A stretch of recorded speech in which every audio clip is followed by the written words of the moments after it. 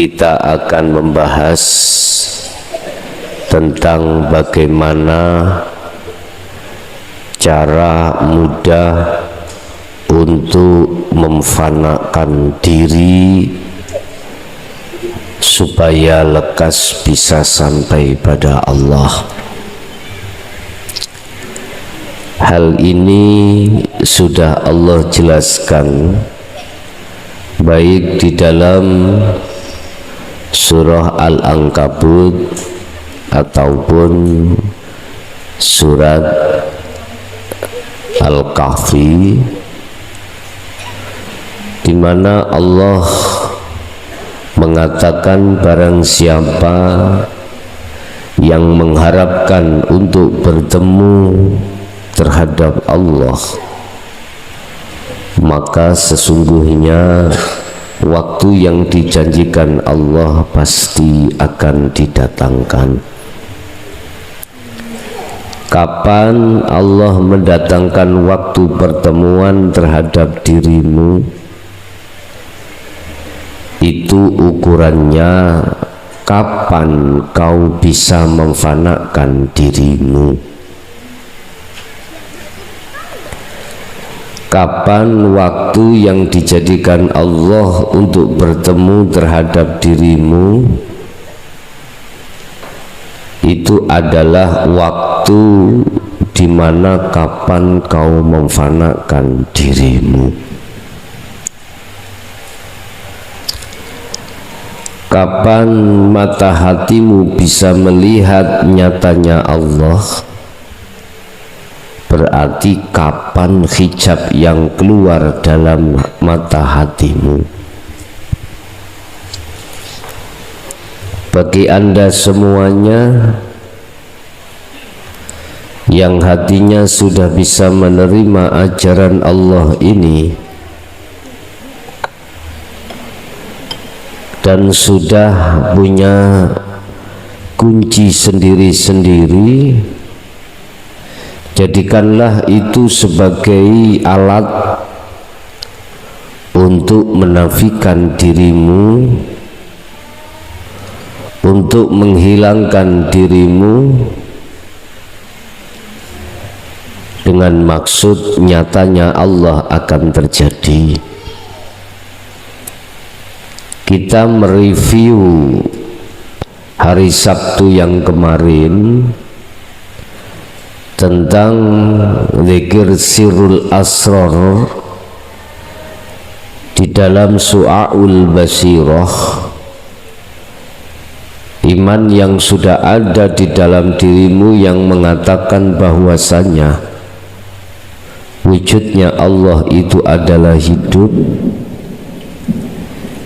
baik yang ada di dalam maupun di luar dirimu, sehingga kau hanya meyakini bahwasanya semua apa yang terjadi semata-mata dirinya yang berperan, maka mengalirlah hatimu di dalam Su'aul Basirah sampai ke Ainul Basirah. Mengalirnya Anda di dalam zikir Su'aul Basirah tersebut secara otomatis Allah membimbing dirimu untuk menafikan dirimu.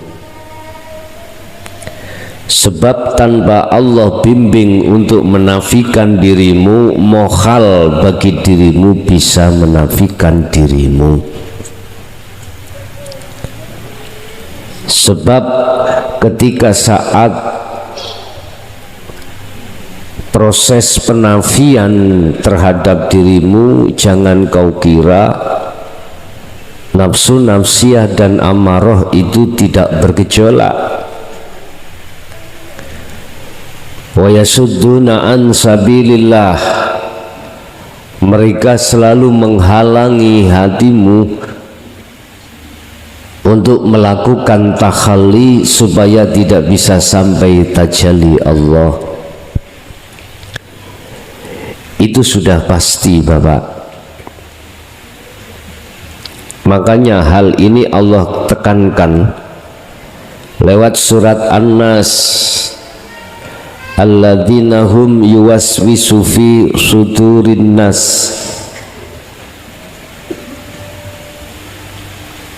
Di situ Allah katakan nafsu itu membisikkan di dalam dadamu lewat minal jinnati wan nas,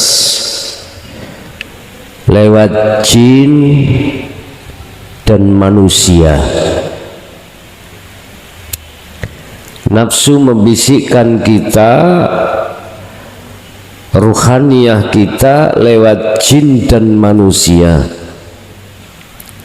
Mana yang disebut jin dan mana yang disebut manusia? Yang disebut jin adalah sesuatu yang tak tampak secara lahiriah. Itulah korin terhadap dirimu. Di situ memberikan satu bisikan terhadap hatimu lewat akal,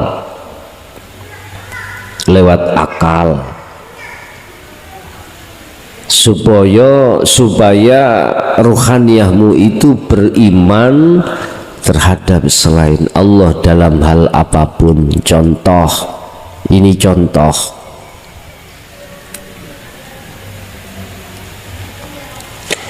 Allah menetapkan pada malam hari ini di pondok sound sistemnya ada kendala,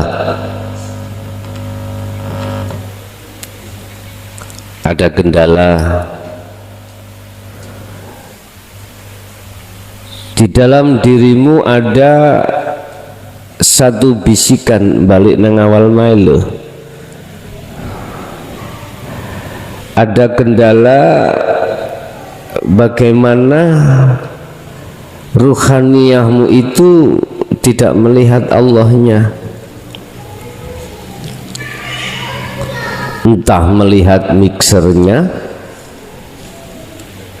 entah melihat aksesorisnya, entah melihat powernya, entah melihat speakernya, entah melihat voltasenya. Dalam hatimu ada sesuatu yang halus, itu jin, membisikkan hatimu supaya beriman, meyakini adanya ahwal sikon seperti ini dikarenakan gara-gara salah satu di antara makhluk tadi. Iki jin. Jadi hatimu spontanitas menuduh perubahan iklim, perubahan kondisi itu karena makhluk. Memang kuakui secara syariah sifat basariah memang makhluk seakan-akan. Kalau nggak percaya miki patenono lah gak iso muni. Mik sing tak gawa niki. Ya. Jadi kecumi sing ono kono ngomong apa? Bicara apa itu kecumi? Subhanallah. Sekarang minan nas, nafsu membisikkan hati kita minan nas, dari unsur manusia. Jadi ini sing ngerti sound system, tak kandhani ya. Potensomu lu yang ganti.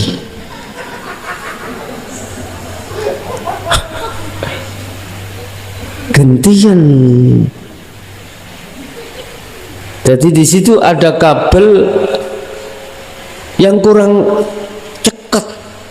Misalkan dilihat dari segi syariat, kacamata syariah, basyariah, memang Pak,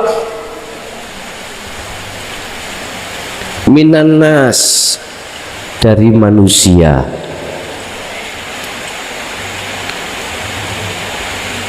Ketika dilihat iya, berarti percaya pada manusia tadi. Padahal jikalau sungguh Anda mau mata hatimu iman ini kau kembangkan, saya tanya, tanpa Allah di situ apakah mungkin kondisi ini, iklim ini bisa berubah? Enggak mungkin. Makanya silakan Anda memakai kacamata syariah, sifat basariyah, mata ainul basyariyah, silakan. Tetapi mata hatimu juga fungsikan. Resiko tatkala kita tidak memfungsikan mata hati kita ainul basirah, apa yang terjadi? Nafsu amarah di dalam diri kita bergejolak, nafsu nafsiyah akan muncul, menggiring ruh itu untuk beriman terhadap selain Allah.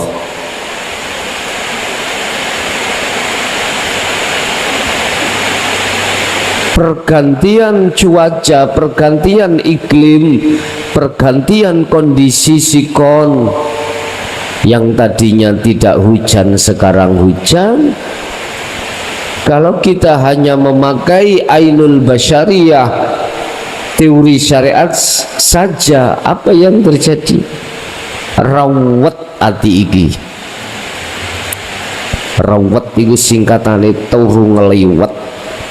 Tak ya. Sumpeklah, guncang khawatirlah, dan begitu seterusnya. Yang di dalam gedung grebekan salone sing jero wis gak mau nih, hik sange kono udan tik gemrojok. Ibu sing anak gedung bisa dengar, bisa jelas? Enggak bisa ya? Baik gak jelas mriki Bu, mboten napa-napa. Wis. La haula wala quwata illa billah. Tidak ada kondisi situasi perubahan ini atau kekuatan ini datangnya hanya dari Allah. Mengapa banyak manusia yang tidak hatinya tembus terhadap keallahannya? Karena belum bisa menafikan makhluknya di dalam hati. Hanya itu. Ruhaniyah kita tidak bisa koneksi, tidak langsung bisa klik makrifat Allah. Itu dikarenakan ruhaniyah kita ini belum mau, tidak mau menafikan atas dirinya makhluk, atau belum mau menghilangkan atas makhluknya di dalam hati. Ini persoalannya. Lama saya kok enggak bisa klik-klik di makrifat Allah, itu bagaimana? Jawabannya cuma satu, karena kedirian, keakuan diri ini belum ada tindakan nafi, pemfanaan. Contoh mau loh, mengapa kita nggak bisa klik ke Allahnya? Karena ruhaniyah mata hati kita melihat makhluk. Sifat basariyah kita melihat sudah benar, tapi sifat ainul basirah mata hati kita kita samakan sama halnya melihat mata dohir iki, akhirnya gak sinkron, Pak. Gak sinkron. Satu dituntut oleh Allah, ruhaniyah kita itu pada Allah. Satu nafsu menuntut kita ruhaniyah untuk terhadap selain Allah.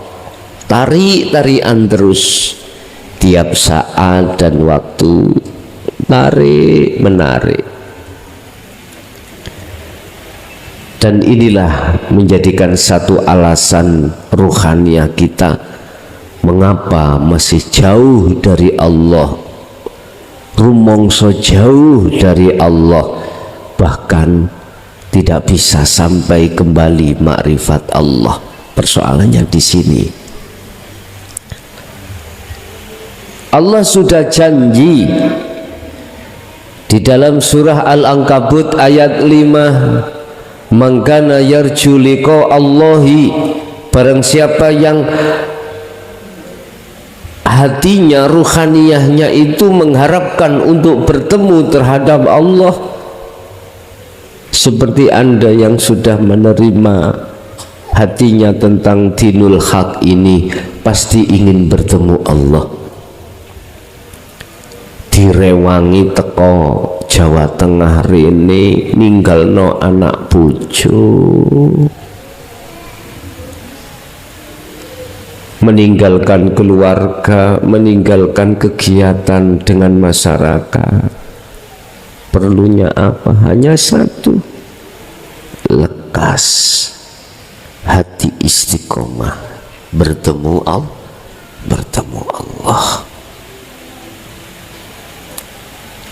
Keinginan yang seperti ini, Bapak Ibu, keinginan yang mengharap bertemu Allah, itu bahasa umumnya langka orang itu, langka. Artinya orang yang mempunyai keinginan untuk bertemu Allah ini jumlahnya sangat minoritas. Kebiasaannya itu sudah tua, umurnya di atas 50, ya, yang di bawah 50 itu sedikit sekali.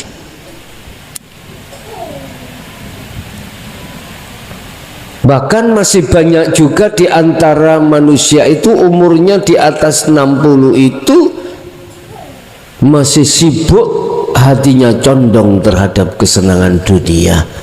Tidak sedikit juga, tidak sedikit. Karena Allah sudah mengatakan dalam Al-Quran, wa aksaruhum la yu'minun. Ketika saat Rasulullah memberikan pengajaran ruhaniyah ini untuk kembali pada Allah, banyak di antara golongan manusia itu yang tidak percaya. Tidak percaya. Berarti sedikit yang percaya. Sedikit yang percaya.